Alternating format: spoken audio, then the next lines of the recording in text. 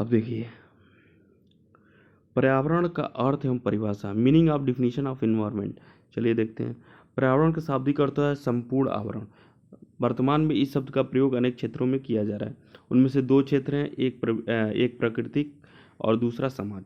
प्रकृति के पर्यावरण से तात्पर्य स्थान विशेष की प्राकृतिक परिस्थितियां, नदी, पहाड़, जलवायु, नियंत्रित तापमान आदि से है। सामाजिक पर्यावरण से तात्पर्य है उनकी की पारिवारिक, सामाजिक और सांस्कृतिक, धार्मिक और राजनीतिक परिस्थितियों से होता है जिनमें वह रहता है। ठीक है, मानव के विकास के समय इन दोनों प्रकार के पर्यावरण को पर्यावरण कहते हैं। ठीक है, पर्यावरण को क्या कहते हैं? पर्यावरण कहते हैं। अब देखिए, वुडवर्थ ने एक डिफिनीशन दिया था, डिफिनीशन पढ़ लीजिएगा, याद कर लीजिएगा, पूछ सकता है। पर्यावरण न देखिए, परिभाषा इनकी क्या थी? पर्यावरण में वे सब बाह्य तत्व आते हैं। पर्यावरण में वे बाह्य तत्व आते हैं। देखिए, ये पर्यावरण है, इसके जो भी मतलब आसपास या इसके बाहर की जो भी आते हैं, जो क्या बोलते हैं,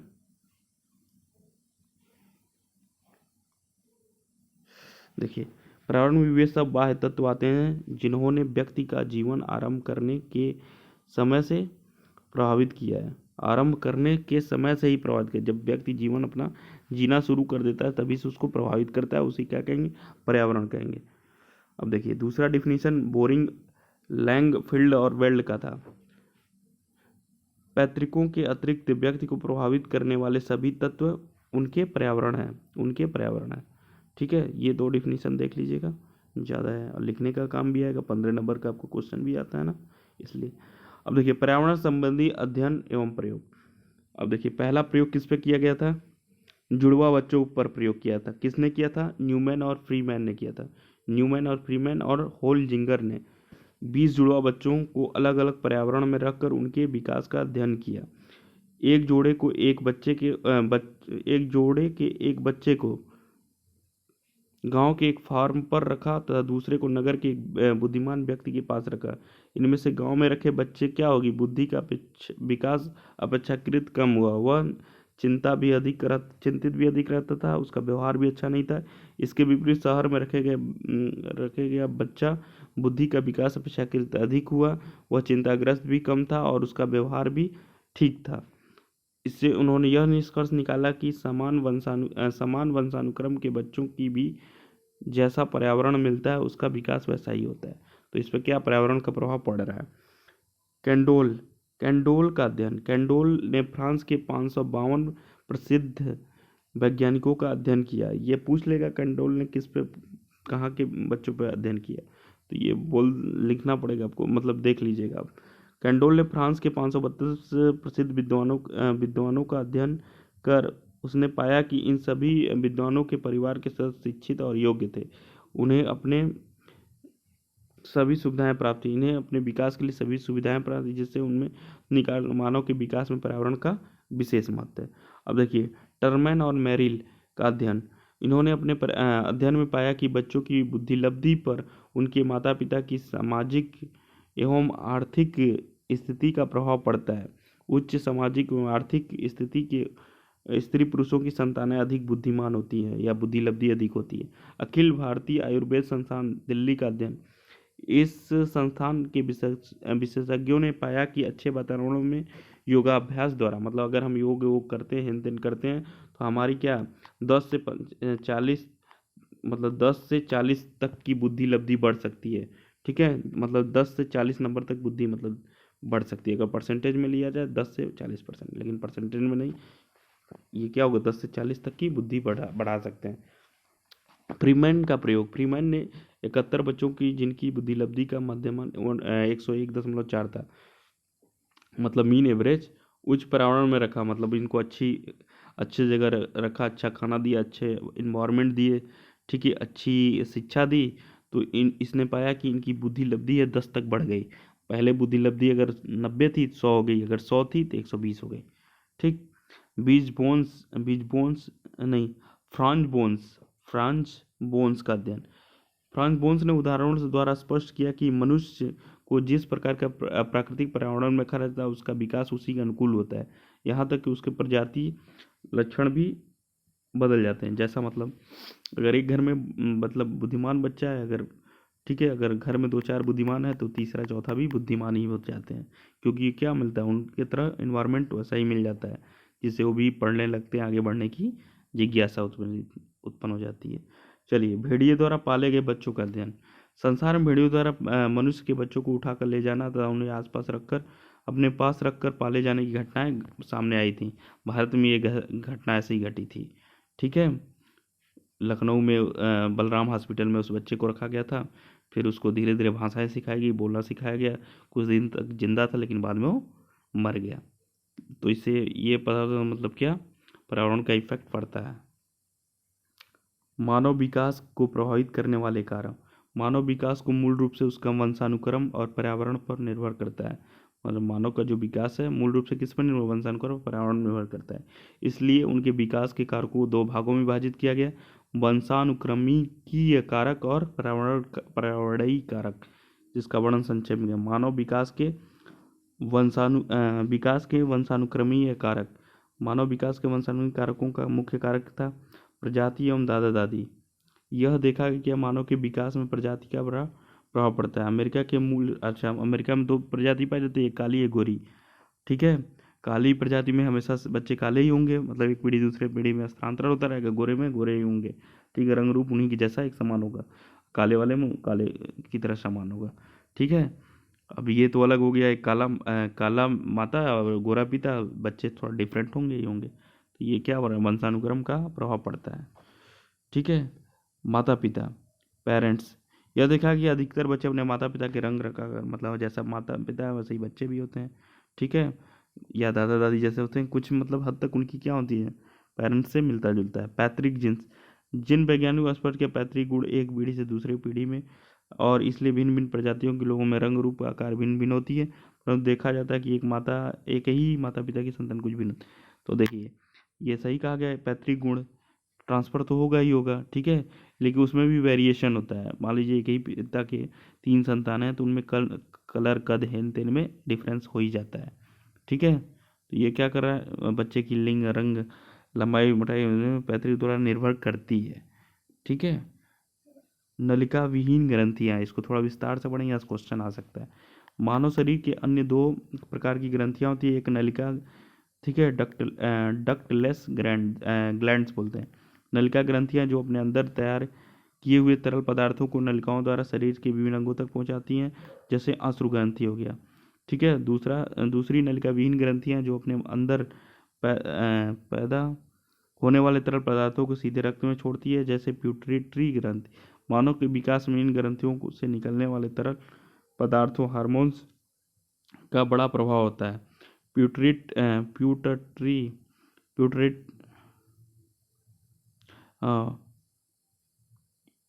पिट्यूटरी ग्लैंड यदि आवश्यकता से अधिक हार्मोन छोड़ती है तो बच्चे की लंबाई असाधारण रूप से बढ़ने लगती है और स्वभाव में क्रोधी और झगड़ालू बन जाते हैं। यदि यह ग्रंथि आवश्यकता से कम छोड़ती है तो बच्चा बौना होता है। थायराइड ग्लैंड यदि आवश्यकता से अधिक हार्मोन छोड़ती है तो इसमें तनाव उत्पन्न हो जाता है। यदि आवश्यकता से कम हार्मोन छोड़ती है तो क्या होगा, बच्चा शरीर से दुबला और मंदबुद्धि होगा। पैराथायराइड ग्लैंड से निकलने वाले हार्मोन हड्डियां मजबूत बनती हैं, परंतु यदि ग्रंथि आवश्यकता से अधिक हार्मोन छोड़ती हैं तो बच्चे में कब्ज रहने लगती है और सर में दर्द रहने लगती है। यदि आवश्यकता से कम हार्मोन छोड़ती है तो हड्डियों और दांतों की उचित विकास नहीं हो पाता है। एड्रिनल ग्रंथि ग्लैंड्स से निकलने वाले हार्मोन्स बच्चे की शारीरिक और मानसिक विकास का प्रभाव डालती है।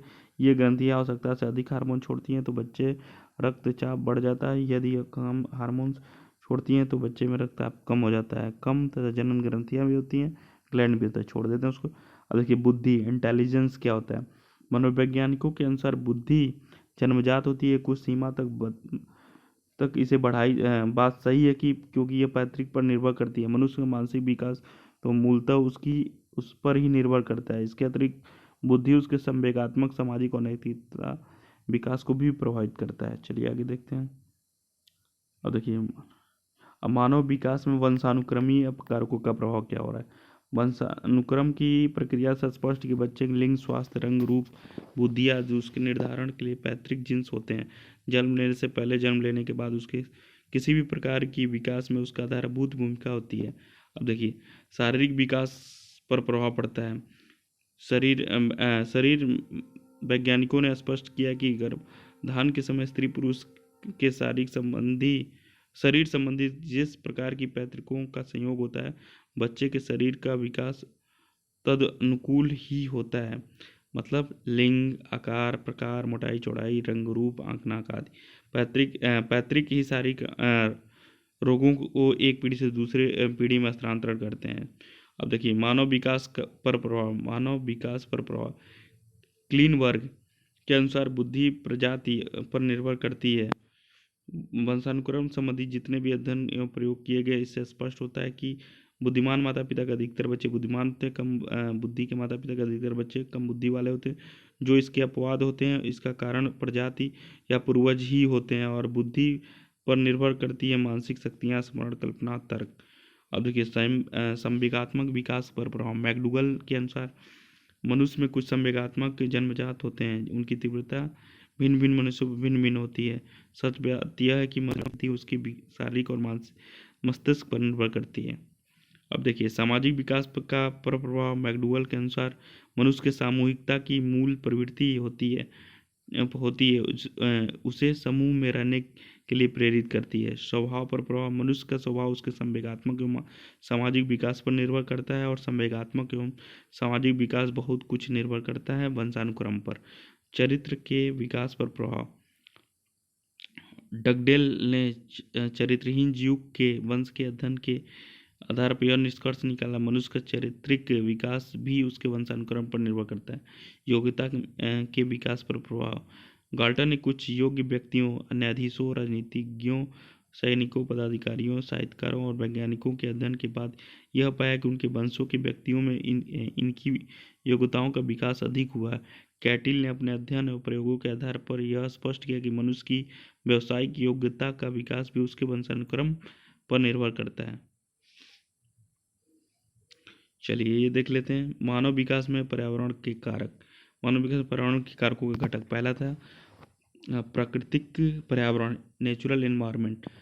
ठीक है, नेचुरल,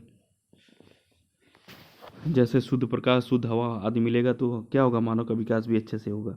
पारिवारिक पर्यावरण और पोषण, फैमिली एनवायरनमेंट एंड न्यूट्रिशन, जैसा भोजन, जैसा पर्यावरण मतलब व्यवहार करेंगे फैमिली वाले, उसी अकॉर्डिंग बच्चा भी व्यवहार करता है।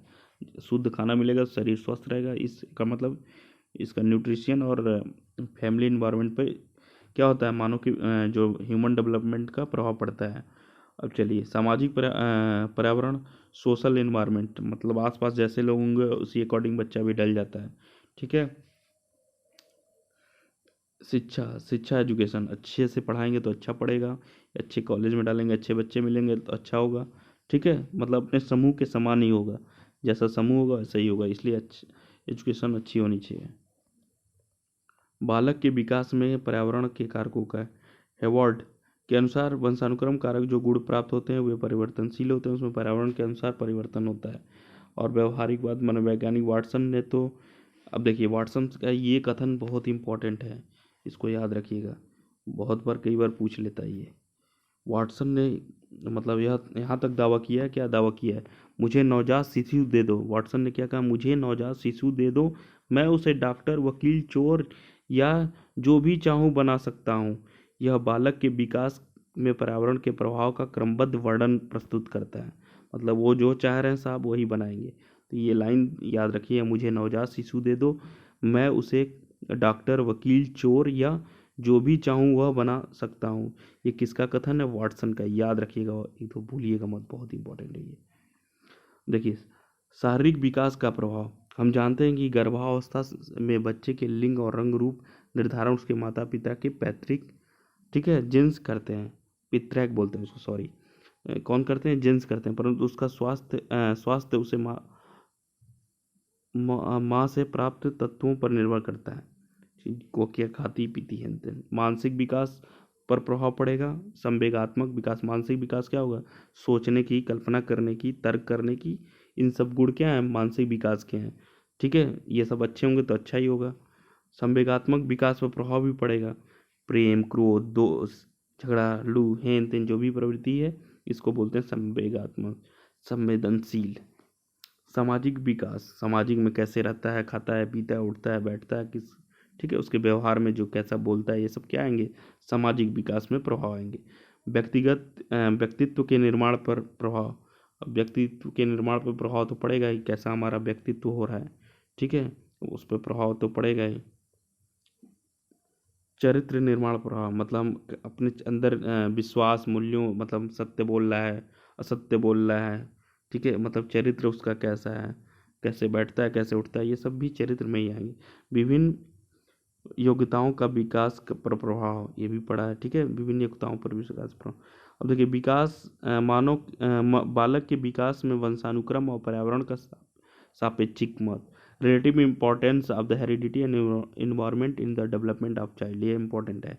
अब देखिए यहाँ से क्वेश्चन पूछा था, महत्व इसका बहुत ज़्यादा है। अब देखिए मानव विकास में वंशानुक्रम आधारभूत कारक है, पूछेगा मानव विकास में वंशानुक्रम का क्या मतलब, कैसा प्रभाव है, आधारभूत कारक कौन है, पूछ लेगा मानव विकास में आधारभूत कारक कौन है, ठीक है, पर्यावरण दे देगा, वंशानुक्रम दे देगा, दोनों दे देगा, और इनमें से कोई नहीं, तो आप लगाएंगे वंशानुक्रम।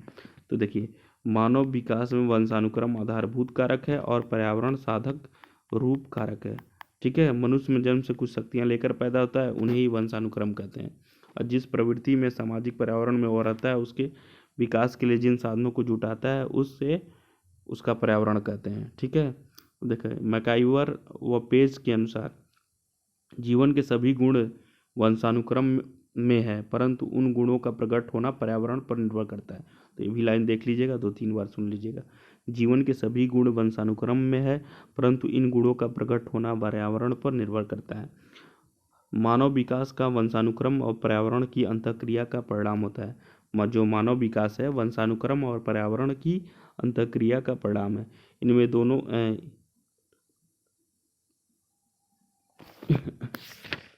अंतःक्रिया का प्रभाव है।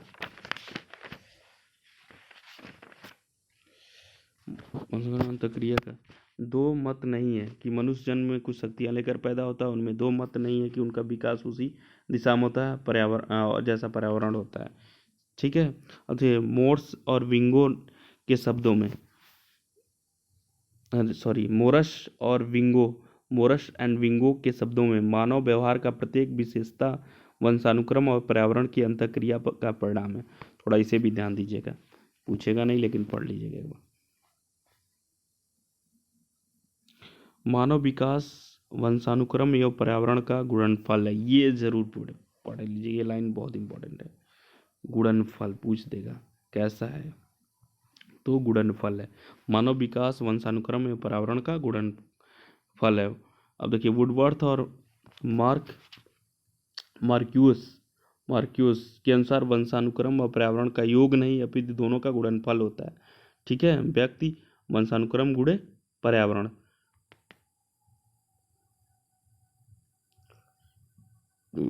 मानव विकास में वंशानुक्रम और पर्यावरण के सापेक्षिक योगदान का मापन नहीं किया जा सकता है, मतलब इसे माप नहीं कर सकते।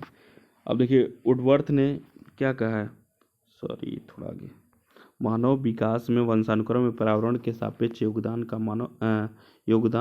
मापन नहीं किया जा सकता है। वुडवर्थ ने कहा है मानव के किसी भी प्रकार के विकास में वंशानुक्रम पर्यावरण दोनों का प्रभाव पड़ता है, परंतु यह प्रभाव इतना पेचीदा होता है कि यह बताना असंभव है कि कब किसका कितना प्रभाव पड़ा, कब किसका ज़्यादा हो रहा कम हो जाए, ये बता पाना मुश्किल है। ये किसका है, वुडवर्थ का, याद रखिएगा। शिक्षा के क्षेत्र में वंशानुक्रम और पर्यावरण का महत्व है, थोड़ा देख लीजिए इसे भी, उतना इम्पोर्टेंट नहीं है लेकिन हेडिंग जरूर याद हो के जाना, ये लिखने के लिए पूछ दे 15 नंबर में। Important of heredity and environment of in education, पहला है वंशानुक्रमीय गुणों की जानकारी, ठीक है, वंशानुक्रमीय गुणों की जानकारी होना चाहिए। दूसरा आवश्यकताओं की जानकारी होनी चाहिए, विकास की संभावनाओं की जानकारी होना चाहिए, विकास के लिए पर्यावरण की जानकारी होना चाहिए, पर्यावरण की व्यापकता, शैक्षिक एवं व्यवहारिक निर्देश, और एक था अनुवर्ती कार्य। यहाँ तक इम्पोर्टेंट है, ठीक है, ये तो पढ़ लीजिएगा। और चलिए एक बार और रिपीट मैं कर देता हूँ हल्के सा।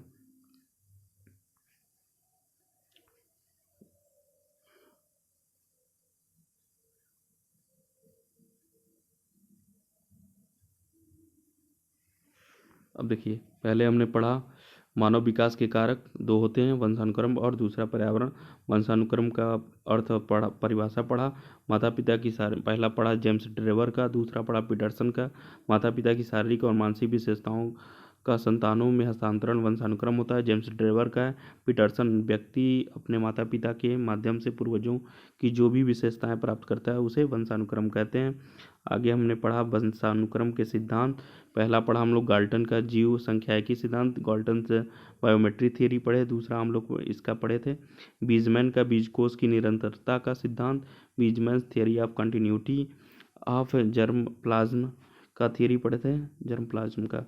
मेंडल का आनुवांशिकता का सिद्धांत, मेंडल थियरी ऑफ हेरिडिटी पढ़े हम लोग।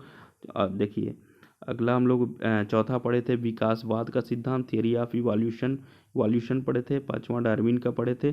छठा पढ़े थे मैकडूगल का चूहों वाला। और डार्विन किस पे किए थे? डार्विन किस पे किए थे? प्राणी जीवित रहता है तो क्या करता है? Survival of the fittest, ये पढ़ लीजिएगा, डार्विन का ही था। ठीक है, जिराफ पर प्रयोग किए थे इन्होंने। बीजमैन भी चूहों की पूछे काट काट के देखा था, एक ये भी है।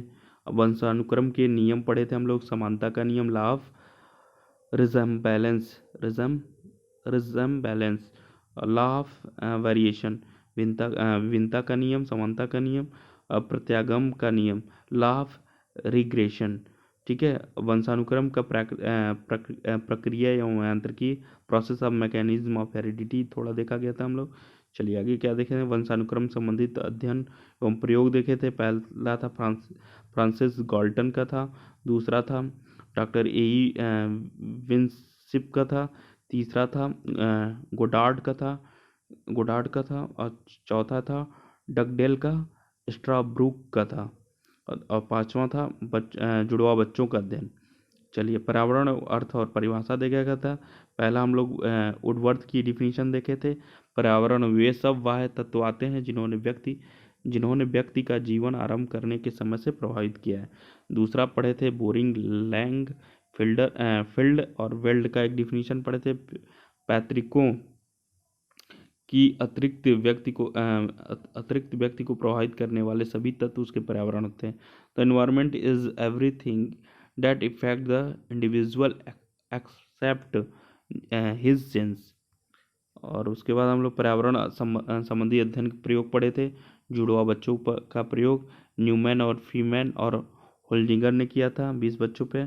कैंडोल का अध्ययन पढ़े थे। कैंडोल ने फ्रांसीसी 532 प्रसिद्ध विद्वानों पर अध्ययन किया था। और टर्मैन और मेरिल का अध्ययन ये भी पढ़े थे हम लोग। ठीक है, और पढ़े थे अखिल भारतीय आयुर्वेद वाला, जो क्या था 10 से 40 तक की वृद्धि होती है किसमें? IQ में। ठीक है, बुद्धि लब्धि में। बीजमैन का प्रयोग, बीजमैन ने 71 बच्चों पर परीक्षण किया था। औसत कितनी थी? 101.4 थी। फ्रांस बोन्स का अध्ययन पढ़े थे हम लोग, भेड़ियों द्वारा पाले गए बच्चों का अध्ययन किया गया था। और मानव विकास को प्रभावित करने वाले कारक, पहला मानव विकास को वंशानुक्रम की कारक में क्या होगा? दो तरह होते हैं, पर्यावरण होता है, एक वो होता है जाति प्रजाति, दादा दादी, रेस एंड फोर फादर्स। ठीक है, दादा दादी फोर फादर बोलते हैं ना। माता पिता पेरेंट्स हो गया, पैतृक जिन्स हो गया, नलिका भी डक्टलेस ग्लैंड्स हो गया, ये प्रभावित करते हैं। और इंटेलिजेंस हो गया। मानव के विकास में वंशानुक्रमीय कारकों का प्रभाव, पहला शारीरिक विकास पर प्रभाव पड़ता है, दूसरा मानसिक विकास पर प्रभाव पड़ता है। अब देखिए शारीरिक विकास हो गया, मानसिक विकास में कौन थे? क्लीन वर्क, याद रखिए मानसिक विकास पर प्रभाव क्लीन वर्क। ठीक है, वृद्धि जाति पर निर्भर करती है। मैकडूगल ने क्या बोला था? संवेग जन्मजात होता है, जो तीव्र भिन्न भिन्न मनुष्यों में भिन्न भिन्न होती है। संवेगात्मक विकास प्रभाव, सामाजिक विकास प्रभाव मैकडूगल का ही था। और स्वभाव प्रभाव हो गया, चरित्र के विकास पर प्रभाव डगडेल हो गया, योग्यता के विकास पर प्रभाव गाल्टन हो गया। ठीक है, मानव विकास के पर्यावरण प्राकृतिक प्रभाव, नेचुरल इन्वायरमेंट हो गया, फैमिली इन्वायरमेंट एंड नेचर हो गया, पारिवारिक पर्यावरण और पोषण हो गया, सोशल इन्वायरमेंट हो गया, सामाजिक पर्यावरण हो गया, एजुकेशन शिक्षा हो गया। अब देखिए बालक के विकास में पर्यावरणीय कारकों का प्रभाव, पहला से शारीरिक विकास पर प्रभाव पड़ेगा, दूसरा मानसिक विकास पर प्रभाव पड़ेगा, तीसरा संवेगात्मक विकास पर, चौथा सामाजिक विकास पर प्रभाव, पांचवा व्यक्तित्व के निर्माण पर प्रभाव कोले थे। और चरित्र निर्माण पर प्रभाव पड़ेगा और विभिन्न योग्यताओं के विकास प्रभाव। अब देखिए, बालक के विकास में वंशानुक्रम और पर्यावरण का सापेक्षिक महत्व क्या है। पहला मत, मानव विकास में वंशानुक्रम आधारभूत कारक होता है, पर्यावरण साधन रूप कारक होता है, ये याद रखिएगा। अब मैकाइवर और पेज का जो डिफिनेशन, जीवन के सभी गुण वंशानुक्रम में होते हैं, परंतु इन गुणों का प्रकट होना पर्यावरण पर निर्भर करता है। मानव विकास वंशानुक्रम एवं पर्यावरण की अंतःक्रिया का परिणाम होता है। मानव विकास वंशानुक्रम एवं पर्यावरण का गुणनफल होता है। ये गुणनफल वाला बहुत इंपॉर्टेंट है। मानव विकास में वंशानुक्रम एवं पर्यावरण के सापेक्षिक योगदान का मापन नहीं किया जा सकता, ठीक है। और शिक्षा के क्षेत्र में वंशानुक्रम एवं पर्यावरण का महत्व, पहला था वंशानुक्रमीय गुणों की जानकारी, आवश्यकताओं की जानकारी, विकास की संभावनाओं की जानकारी, विकास के पर्यावरण की जानकारी, पर्यावरण की व्यापकता, शैक्षिक एवं व्यावसायिक निर्देशन।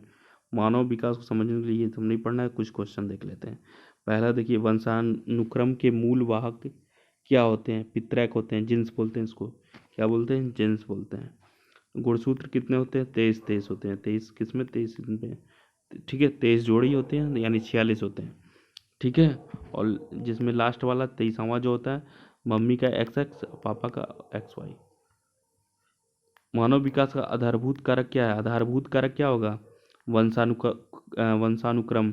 और एक क्या था, आधारभूत कारक, विकास का आधारभूत कारक हो गया।